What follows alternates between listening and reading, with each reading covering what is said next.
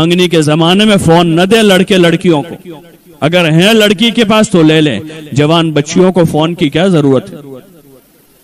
سوائے فساد کے کچھ نہیں ہے۔ اپنی بچیوں کو فون نہ دیں، ان کو سمجھا بجھا کر لے لیں، نہ مانے تو زبردستی لے لیں، پہلے سمجھاوے بجھاوے،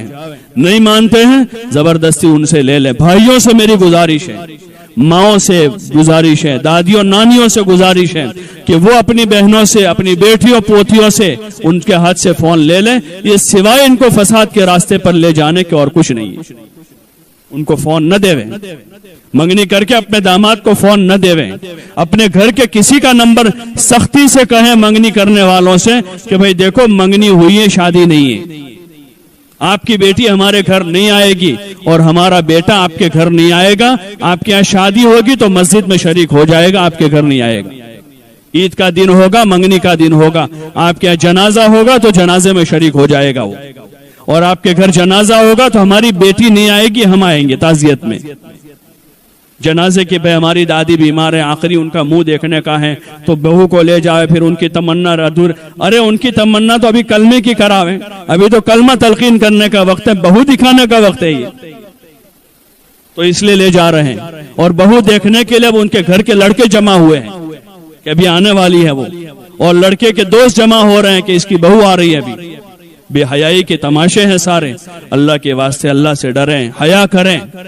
منگیتر ابھی جو ہے وہ نکاح میں نہیں گئی ہیں، وہاں تک وہ نہ بیوی ہے نہ وہ اس کا شوہر ہے، نہ ان کو فون دے، نہ فون سے بات کرنے کی اجازت ہے، نہ وہ ایک دوسروں کو اب دوسری بار دیکھ سکتے ہیں۔ ایک مرتبہ منگنی کرنے کے واسطے دیکھا، دیکھ لیا، ایک نظر دیکھنے کی جو اجازت ہے، اس کے بعد اب ایک دوسروں کو نہیں دیکھ سکتے، وہ بات نہیں کر سکتے، خوشی غمی میں ایک دوسروں کے شریک نہیں ہو سکتے۔ اس لیے اس کی کوشش کریں، ابتدا اچھی ڈالیں، بنیادیں اچھی ڈالیں۔ شادی کے بعد کے جو شادی میں جو رسم و رواج ہیں اس سے پرہیز کریں۔ شادی کے بعد، شادی کے دنوں میں ناچنا، کودنا، گانا، سنگیت بجانا، حضور علیہ السلام فرما رہے ہیں کہ مجھے دنیا میں اللہ نے بھیجا ہے کہ میں سنگیت کو مٹا دوں دنیا سے، سنگیت اور موسیقی کو مٹانے کے لیے آیا ہوں۔ اور ویڈیو بنانا، تصویر لینا ہمارے فقہا کے نزدیک جائز نہیں ہے، حرام کام ہے یہ۔ اور فضائل میں بھی روایت ہے کہ اللہ پاک قیامت کے دن سب سے پہلے تصویر والوں کو چن چن کر جہنم میں ڈالے گا، ان سے کہا جائے گا جو تصویریں تم نے بنائی اس میں جان ڈالو، اتنا بڑا جرم ہے۔ ہاں، فوٹو نہ لیں موبائل میں، نہ بچوں کے نہ بچیوں کے، یہ جائز کام نہیں ہے۔ کوئی کام عام ہو جانے سے جائز نہیں ہو جاتا ہے،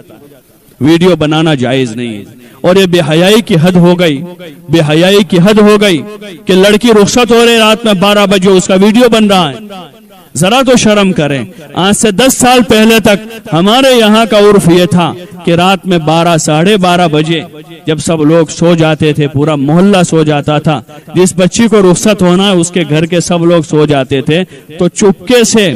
2 عورتیں آ کر سامنے شوہر کے وہاں سے اس عورت کو رات کے اندھیرے میں رکشے میں بٹھا کر یا گاڑی میں بٹھا کر چپ چاپ لے جاتے تھے۔ اس گھر کے اس شوہر کے بھائیوں کو بھی پتہ نہیں ہوتا تھا کہ آج ہمارے بھائی کی رخصتی ہے، اس لڑکی کے بھائیوں کو پتہ نہیں ہوتا تھا کہ آج ہمارے بہن کی رخصتی ہے۔ اس طرح رخصت کرتے تھے، اتنی حیا کے ساتھ، لڑکیوں میں اتنی حیا تھی۔ اور رات گزار کر وہ لڑکی جو ہے رات کے اندھیرے میں واپس اپنے گھر آ جاتی تھی، اتنی حیا کے ساتھ وہ شرم محسوس کرتی تھی اس میں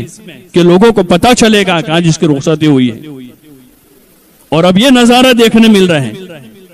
کہ رات میں 12 بجے پورا ہجوم جا رہا ہے۔ اللہ کے واسطے شرم کریں، اپنی پرانی چیزوں کو یاد کریں، جو اچھائیاں اور خیر ہمارے پچھلوں میں تھی اس کو باقی رکھیں، اس کو باقی رکھیں، حیا کے معیار میں باقی رہیں۔ ویڈیوگرافی کرنا، اس طرح باہر گھومنا اور اس طرح لڑکے لڑکیوں کا اختلاط، یہ بے حیائی کی حد ہے، یہ جانوروں کی صفت ہے، یہ انسانی صفت نہیں ہے، یہ جانوروں کی صفت ہے۔ ان چیزوں سے پرہیز کریں۔ شادی کے بعد گھومنے پھرنے سے پرہیز کریں،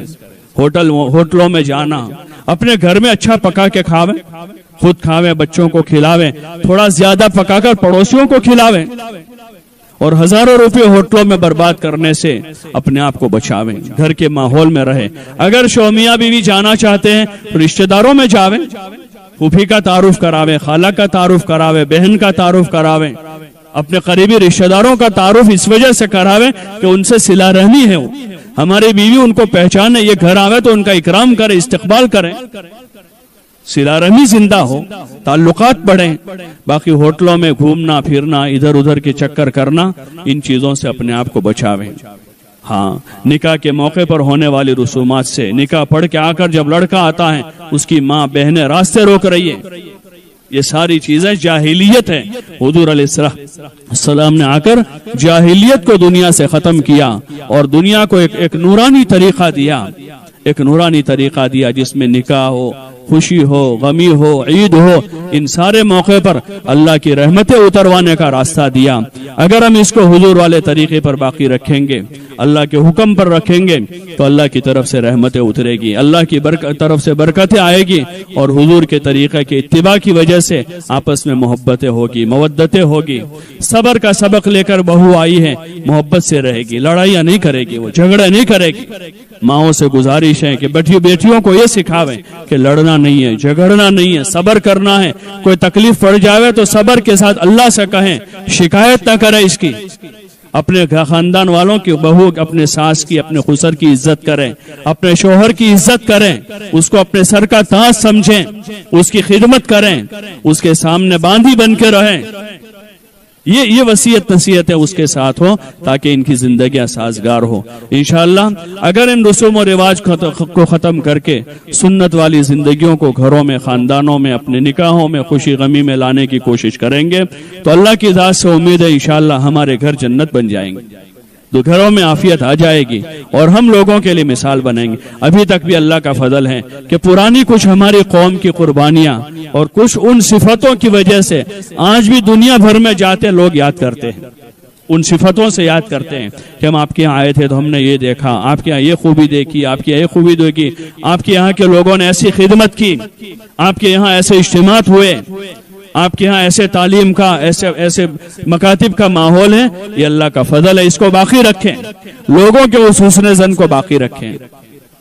وہی اچھی چیز ہمارے یہاں سے پھیلے, بلکہ ہم اس کے لیے عملی نمونہ بنیں. ہمارے گھر, ہمارے محلے, ہماری بستیاں, ہماری اولادیں, ہماری لڑکیاں, ہمارے جوان لڑکے لڑکیاں اس میں دنیا کے لیے نمونہ بنیں. اس کی مزید کوشش کریں کہ جو پچھلا ریکارڈ اچھا ریکارڈ ہے, کہ لوگوں کی نظر میں ہماری عزت اور قدر ہے, ہمارے یہاں کی دینداری کی وجہ سے, علم کی وجہ سے, اور ہمارے عورتوں کی خدمت کے جذبے کی وجہ سے اس میں مزید اضافہ ہو, اور اللہ کی نظر میں بھی ہماری یہ خدمتیں اور ہماری یہ محنتیں, کوششیں قابل قبول ہو کر اللہ ہم سے راضی ہو کر قیامت کے میدان میں وہ کہہ دے کہ یہ ہمارے بندے بھلے بندے ہیں, محنت کر کے آئے ہیں, کام کر کے آئے ہیں, دنیا میں خیر کا ذریعہ بن کر آئے ہیں, اور اللہ ہمارا اکرام کر دے, استقبال کر دے. اس کی ہم کوشش کریں. اس کے لیے گزارش ہے کہ علماء اپنی سطح سے مسجد کی سطح پر انفرادی اجتماعی محنت کر رہے ہیں,